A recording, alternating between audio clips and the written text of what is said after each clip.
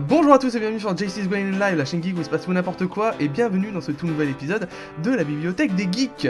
Aujourd'hui on se retrouve pour parler du livre Assassin's Creed, la croisade secrète. Ouais, j'aurais lu depuis longtemps, blabla, je m'en fous, je m'en bats les couilles vos gueules.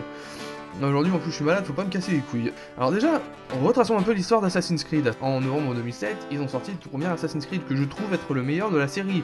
Après Black Flag, bien sûr.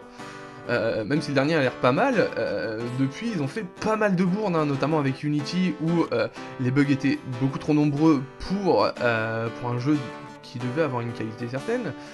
Je me souviens aussi de certains bugs dans Black Flag où le bateau sortait de l'eau mais tel un bateau fantôme. Ou encore sur Assassin's Creed 3 où nous avions Connor qui se tapait une petite branlette près de la rivière. Ah, bah, peut-être pas faire ça les gars. Alors, la croisade secrète, c'est plus un add-on que l'histoire de base, en fait, d'Altaïr.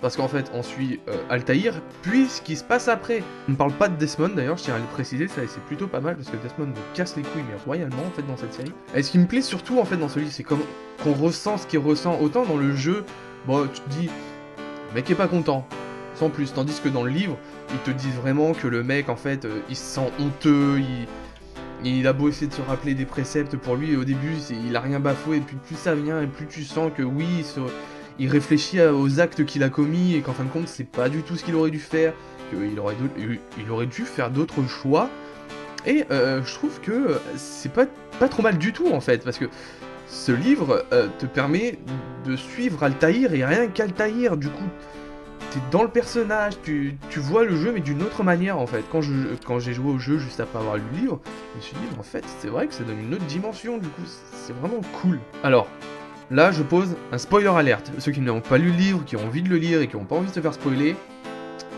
partez tout de suite. En fait, n'allez pas plus loin dans la vidéo ou autre, cassez-vous, barrez-vous, lisez le livre et revenez après et on en rediscutera.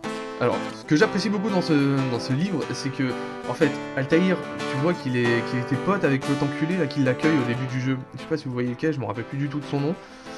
Et en fait, tu vois que dans ce livre, en fait, de base, il était ami avec cet homme. Il était ami parce que, en fait, leurs pères sont morts, tous les deux, plus ou moins à cause de la même chose, parce qu'en fait, comment dire, on voit que le père de cet homme meurt, enfin se suicide sous les yeux d'Altaïr en lui demandant pardon parce que par sa faute le père d'Altaïr est mort. C'est chaud, c'est lourd, ça a du sens, c'est génial. Franchement, s'il y a du drama, moi ça m'a plu, c'était énorme. J'aime bien quand ils mêlent le réel à l'irréel. C'est la citadelle des assassins de base, Masyaf, existe. Je vous invite à voir une vidéo d'ailleurs de Trash qui recense plusieurs lieux de jeux vidéo qui existent réellement et que je trouve elle était pas mal cette vidéo. Que les assassins ont existé. Certes, ils n'étaient pas à Masyaf, cette histoire nous est narrée par Maffeo, qui n'est autre le père que Marco Polo. Et là, on voit qu'en fait, ils prennent des personnages qui ont existé pour narrer une histoire virtuelle, mais ça donne un petit côté limite, ça aurait pu se produire en fait. Et c'est ça que je trouve génial en fait dans ce livre, parce que du coup, tu te dis, bah attends, parce que si ce personnage existe, si cette guilde a existé et si ce lieu existe, pourquoi pas Altaïr? Et en fait là tu te prends à rêver parce que c'est pas possible, mais c'est génial quand même. Bref, pour conclure, je dirais que malgré le fait qu'il s'attarde sur quelques petits passages tels que les traversées dans le désert, les ressentis par moments, c'est vrai que c'est un peu long et lourd, mais en fait c'est tellement bien foutu, tellement bien cadencé qu'en fait on se plonge avec plaisir dans cette épopée, et je vous conseille ce livre, lisez-le. Dites-moi ce que vous en pensez. Sur ce, la bibliothèque des geeks ferme ses portes, je vous souhaite d'excellentes fêtes de fin d'année. Je vous réserve une petite surprise pour le dernier dimanche de décembre, que je vais tourner juste après, donc ne vous étonnez pas de mon accoutrement qui sera exactement le même. N'oubliez pas de claquer un petit pouce bleu, ça fait toujours plaisir, un partage pour que je me fasse connaître, pour que les gens puissent profiter aussi de ça. Et un petit commentaire pour me dire ce que vous en avez pensé, si jamais vous avez lu le livre, me dire ce que vous en avez pensé vous aussi. Et sur ce, on se retrouve la prochaine fois. Salut les gens! Bonjour à tous et bienvenue sur JC's Going in Live, la chaîne geek où il se passe tout et n'importe quoi. Et bienvenue dans ce tout nouvel émission... je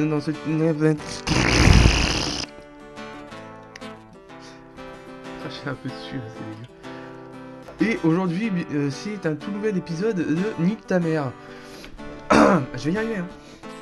Alors, je vous retrouve aujourd'hui tout simplement parce que j'avais envie de... Non, on va pas dire ça, hein. Mais, attends, sur ce, la bibliothèque des geeks ferme ses portes. Je vous souhaite d'excellentes fêtes de Noël. Euh... Sur ce, la bibliothèque des geeks ferme ses portes. Je vous souhaite... Allez, je vais y arriver, hein. N'oubliez pas de claquer un petit pouce bleu, ça fait toujours plaisir. On va pas le mettre. Et sur ce, on se retrouve la prochaine fois. Salut!